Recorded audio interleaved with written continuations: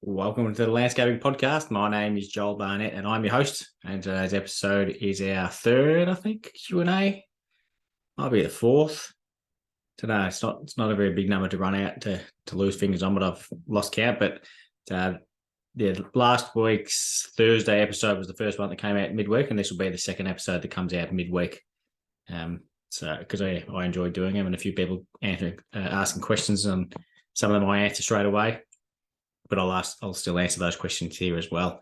But it's been getting some good conversations going. So we'll start with the first question, which is from Scott from Latham Landscapes. And he said, at what stage did you feel you were making it? Not making it, but comfortable in running a business? So can't answer this question yet because I'm not there. So we're still got no idea how to run a business. Just been making it up as I go. Much like I do a lot of things, but definitely more of a landscaper than a businessman.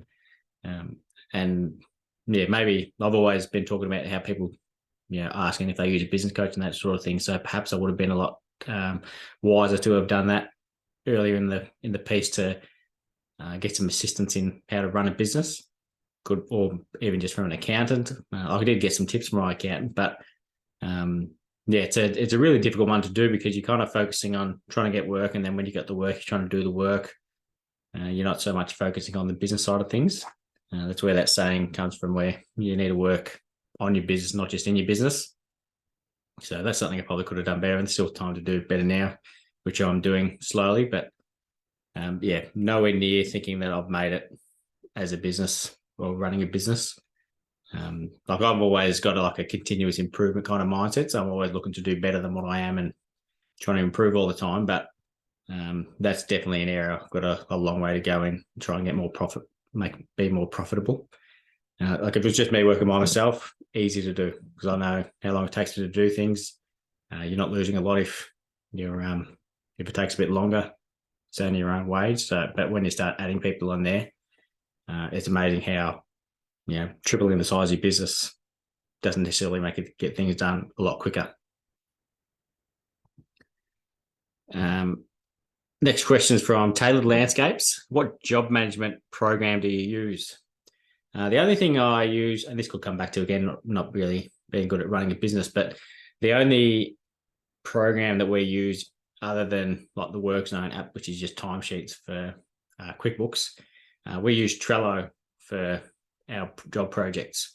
And we only use it for making checklists and also having everyone being able to access the design and the quote when we're working on a project. So it's good because you make each folder for a particular project. So then you can look at the design or engineering, and I can add any files that exist basically into that project. So, and then I decide who gets access to that project, and then everyone can just whip it out on their phone and have a look at what see the design. They can take photos of something that they might see on site, so then everyone can see it, whether they're there that day or not. And it's the same with the checklists element of the app. So they can make a checklist of things that need to get done the next day or eventually. And then everyone can see that checklist and someone can tick it off when they've done it. Like all apps, it's as good as how you use it. So we certainly don't use it for all the bells and whistles that it could be used for, but it works well for us. It's something we sort of go in and out of using. That's probably come down to me. I should be driving it a bit more. Like one of my guys sent me a text message the other day with a checklist for a job that we've got a Trello folder for, so he could just put the checklist on there. But we're in this small company, so it'd be a lot more. The more people you got, the more important that kind of stuff is, I'd say. And it helps if you got a big company. Again, you want to be able to keep track of the job costings. So having an app that does job costings will be good as well. Whereas I write everything comes through me basically for the way we run our things.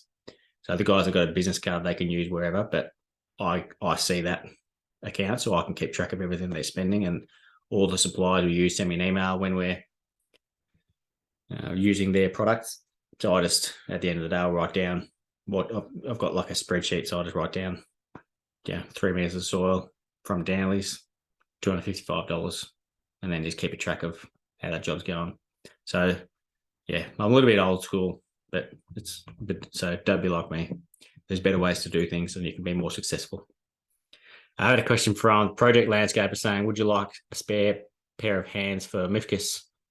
So it's possibly, Steve Nayland has asked the same thing.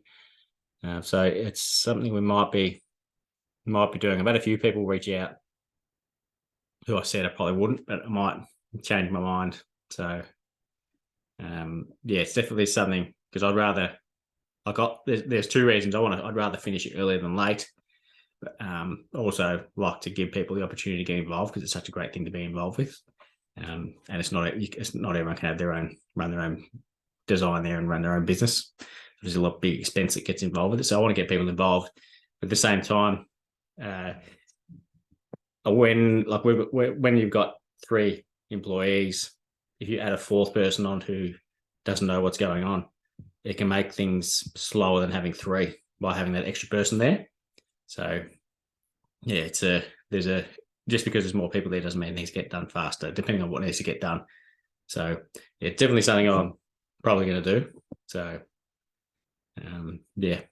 reach out if you can to get involved, but knowing that there's a few people who already have inquired, so it might be a bit overwhelming, the amount of people, but we'll try and work out some sort of roster system or something, or even just get everyone there and make sure you're aware that you might be standing around. But watch this space with that.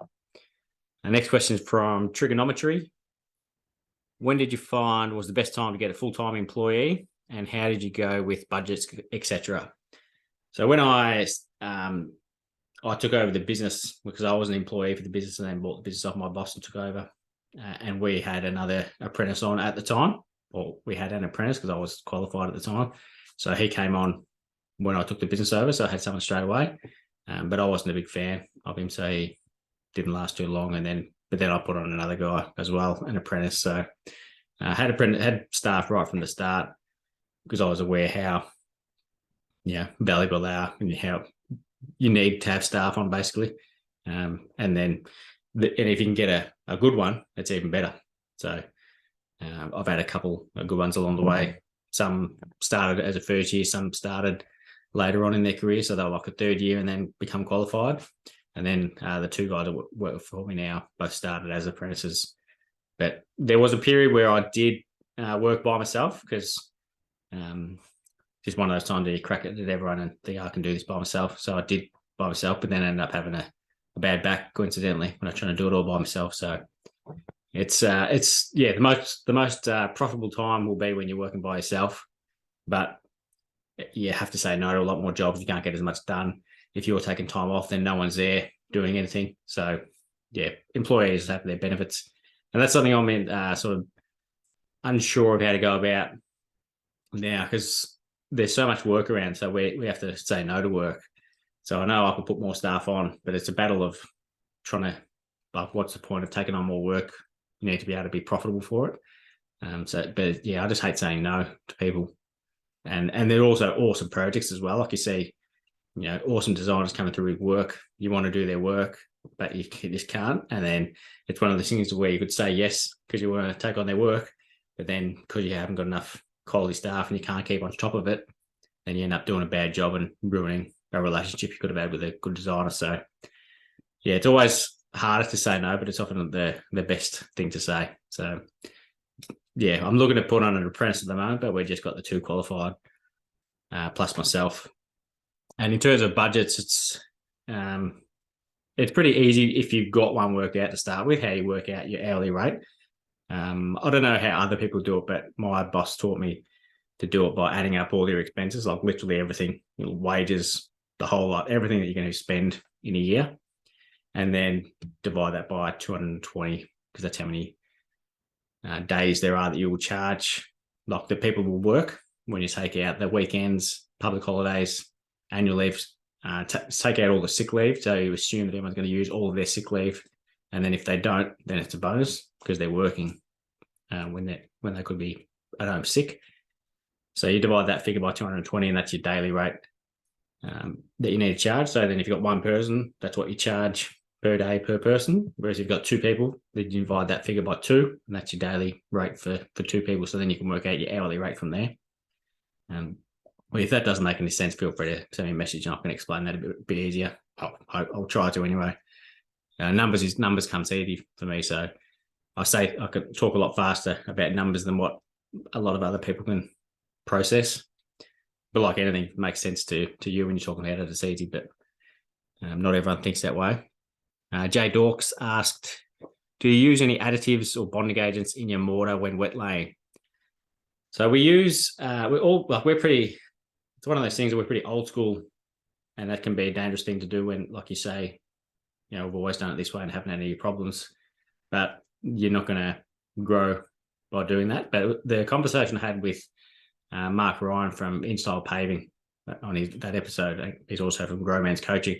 That was a good one. He's talking about, everyone adds a heap of different things in these days, and more things are getting added, but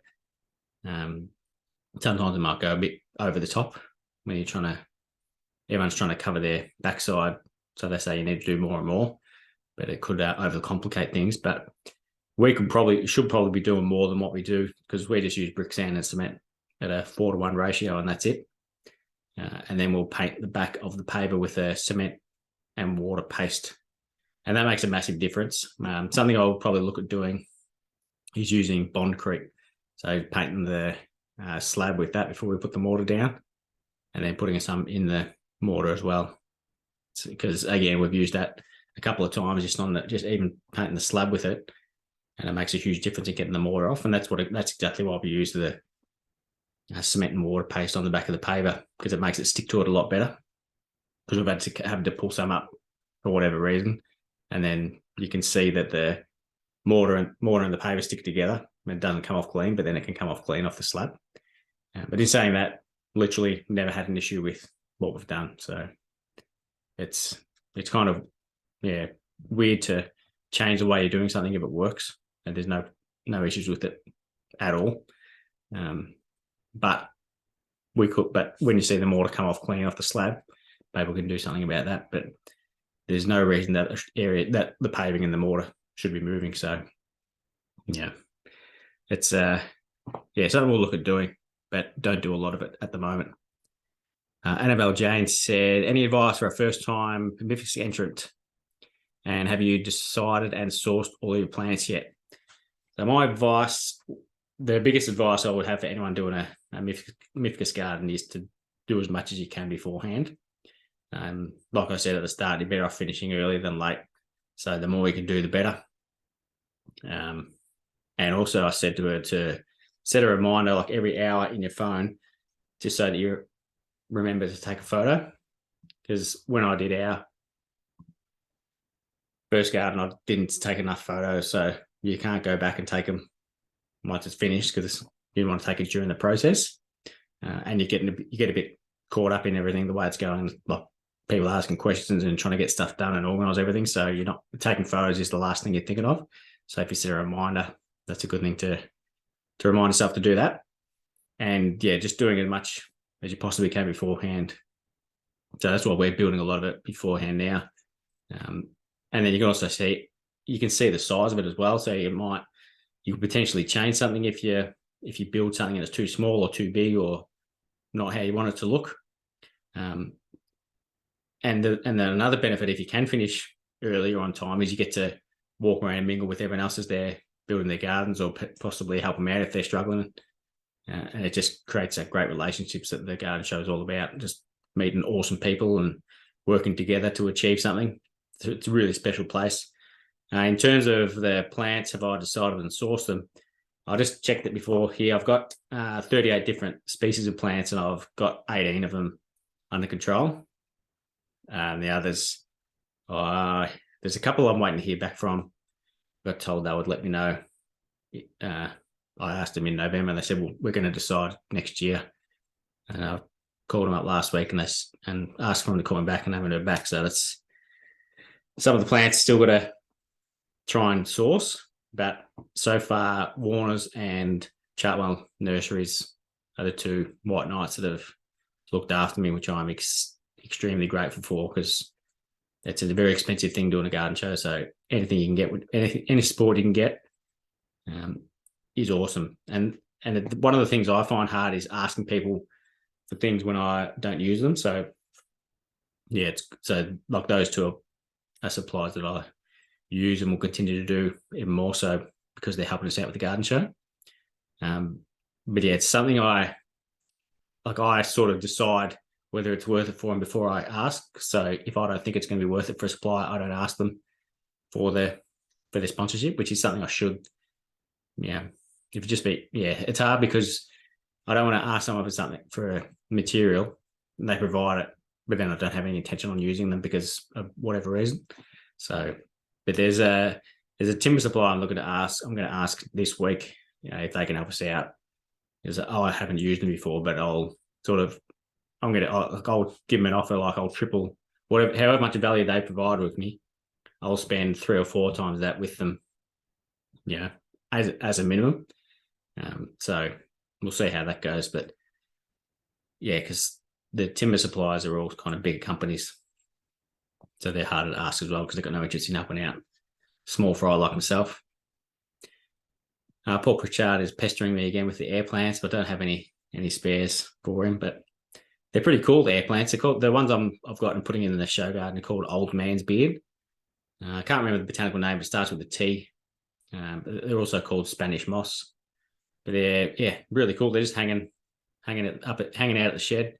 They pick up moisture from the air, but I'm also dunking them in a bucket of water every now and then, just in case there's not enough moisture around, because I'd rather them. So I think they go better being watered more often than not enough. But so far so good. It's been probably a couple of months I've had them sitting there because I wanted them to grow, and they're doing that. They're getting longer. Not something you would put into a garden because if you put them outside, they're going to get picked at by birds because they're great nesting material. But for inside gardens, they're pretty cool. They're a very unique plant. This question from Louis70 said, do you own machinery like excavators, bobcats, or do you hire or subcontract? That's something I had thought of. Like, it's one of those things I chop and change on all the time. I think, no way I'm going to do it because I'm useless at maintaining machines. Got no idea what I'm doing with them. Don't know how to fix them if they break down. No good at maintaining them. But then I think, it would be good to have one though. Like, just because you would use it a lot more than what you do if you hire. We don't own any machines other than a truck. We mostly use a Vermeer, which is a mini skid steer. So I did actually get a quote for one of them because I was looking at getting a forklift to have at the shed so we can sort of get some bulk stuff delivered there, try and save a bit of money. And then I thought, well, if I get a forklift, I can just get a Vermeer, the biggest Vermeer, and then have fork attachments on there so I can kill 2 birds with one stone. And I got the quote for it, and it was like 110 grand, including a trailer and all the attachments. So it cost me about $330 to hire it per day. So like that would get paid off if you use it every single day for a year. But we wouldn't use it every single day for a year, and we're not hiring it that often either. And then if it breaks down, then you've got to get it fixed, and you've got to rent one while you're getting it fixed. So things work pretty well. Just hiring it, we've got a good relationship with the hire company. It's probably something I wouldn't change, I don't think, because I don't want to have another finance to have to pay for it. Rather just sort of have money coming in rather than going out all the time. And I don't think it's something you can. Well, and then again, the older we get, the more we realise you should make things easier. So using a machine more often would be a good idea. It's again exactly like I said at the start. It's one of those things I keep changing my mind on and say, I should get one, and then I think, no, I shouldn't get one, and then I go back around. So don't have one, if I had to guess, I would say I won't get one, but I wouldn't bet my life on it. Homescapes NZ said, what are the 2023 landscaping trends like materials, textures, and styles, etc.? I think I said to him that I'm probably not the right person to ask about that because I'm more of a follower than a trendsetter. But I'd say like the concrete is still pretty popular. In terms of plants, definitely perennials and the natural kind of style.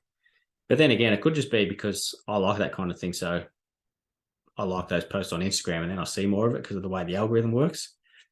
But yeah, I don't know what colours are working. So natural stone is still a winner. But in terms, yeah, any trends I can't really see. I do like seeing a lot of the older stuff coming back, like curves, like arches. Seeing that a fair bit, like in pool areas, it looks pretty cool. It's not like on a back wall. I think I saw Rob Waddell did one recently. I don't know if it's just a designer who built it, but yeah, I like seeing them. But the arches, I reckon they look pretty cool. The design I'm doing, like before this started, and I'll be going to when it's finished. It's got some breeze blocks in there, so it's like a pretty cool 70s house in Jan Jack. So that they work in pretty well there. But yeah, there's nothing else I'm seeing at the moment that comes to mind. But other than my own preferences, like the grey limestone, as I've mentioned, I do love that. This next question is from Cameron from Abcam Horticulture. How do you deal with difficult clients? Key to most things, whether they're clients or employees or suppliers, is communication. So obviously with difficult clients, prevention is better than the cure, but once you're there, so you've got to sort something out. But I think it was the episode, I reckon I might have heard Darren Bradby talking about it. His episode comes out tomorrow, as in Monday, the 6th of Feb. And he was talking about how, we were both talking about how you just need to communicate with your clients, because things can escalate, and then they can lose their trust, and then you can't get that back. So I gave an example, like if there was a chipped paver, you want to replace that as soon as possible, because if your client sees a chipped paver, they're going to go looking for other things and other blemishes to find. Whereas in the grand scheme of things, they wouldn't worry about much, but if they go searching for things, they're going to find them. So, and even if they're not there, they'll pick up, hairline crack, which wouldn't be an issue. But yeah, you're better off just communicating. If you make a mistake, just let them know. Don't let them find out without you telling them, because everyone makes mistakes. So, you want to try and do as much as you can with the client, but at the end of the day, some people are just unreasonable. So if they are, there's no point bending over backwards, and sometimes you just have to cut your losses. So it depends what stage of the project you're at, and if you care about the relationship with that client or not, depending on why they're difficult, because they might just be being reasonable, and you've been you could have a look at yourself, not you particularly, Cam, but you need to look within yourself and think, maybe I made a mistake here. Maybe when you calm down, maybe I should have done things differently. Like I've done that a fair few times where I think, this client's being a fool. And you're thinking, when you look at it from their point of view, maybe I could have done things differently. So it's good to communicate, and also just to sort of take a bit of a back step and have a bird's eye view on things and see if you could have done things differently. The Ginger Landscaper, who's not a landscaper anymore, just does excavations, but he asked, MIFGS 2023, are we having a beer? There probably won't be a beer, because I'm not a big drinker, but possibly. Depends how well we go. But plenty of people to catch up with there. Danny Heinrich has said, how old were you when you started your landscaping apprenticeship? So I reckon I started one when I was 19 or 20, but then I got coupled. So and probably, I don't know if I was 2 or 3 months into it, but I was horrendous at the start. But I got carpal tunnel syndrome, so I basically, the boss was a bit hard on me. It's probably the same as what I am now, but I thought it was hard on me. So I had to have an operation on my hand, so I thought I'll just quit. So I ended up getting an operation on my hand. I can't remember what I did after that, but I was off for, 6 months, and then ended up get back into it with a different employer. But yeah, that first guy I was working for, I was earning $7.10 per hour. So that's how long ago it was. And then I didn't use any of that first few months I just ignored it. So then I started at zero again when I started the actual apprenticeship when I was 21. And I was 21, so a mature age apprentice, but back in those days there was no higher wage for mature age apprentices. Everyone was just apprentices were apprentices no matter how old you were. So got ripped off there as well. But yeah, I was talking to a fella today on YouTube. He's talking about, I think he might have been working in hospitality, and he built a deck and pergola at his house and did the rest of the landscaping and just couldn't have loved it anymore. And then now wants to get into the industry. So I was asking whether he should do be a labourer or apprentice. And I would be an apprentice every day of the week if you can get that position. So you can get qualified, but also you're going to increase your chances of getting a position because you're on a lower wage. And so that's why I don't have labourers on, because you can get on an apprentice who knows just as much as a labourer who's never done any work before, and you don't have to pay as much. So you get incentives of having them on, gives them an opportunity to get qualified. So it's just better off that way. But yeah, I don't think there's an age that's too old to start, but you just need to find an employer who's going to put you on, which is the challenge. Some people only put on junior apprentices, whereas the only two apprentices I've had who get qualified were both mature age. So there's an employer for everyone. You just got to find them. And what I would do is and I did this, contact every landscaper in your area that you'd be happy to work for, and just ask them if there's any work going. And now is a good time to be doing it because there's a lot of work and a lot of people looking for workers. But you don't want to just wait to see jobs advertised, because they don't come out that often, because everyone just assumes you can't get anyone. So just be proactive and then show how passionate you are when you get the opportunity to speak to someone. Andy came and said, if you're building a sandstone fence of 2 meters, what footings would you use? So any fences, assuming they're on the boundary, if they're over 1200 mil, need to have engineering. As far as I'm aware, but I don't know if it's different in different councils, but that's what all the ones around us are. So if you have to have a permit, you have to get engineering, and they vary depending on the soil. Like we're working in Point Lonsdale at the moment, and we're going to do footings down to 1 meter deep because it's all just sand, and then sometimes you go 200 deep and wider for a footing. So it varies, and it's not something that it's not like there's a standard 600 by 500 kind of thing for footings. They all just vary that much, so it's not something you can put a number on.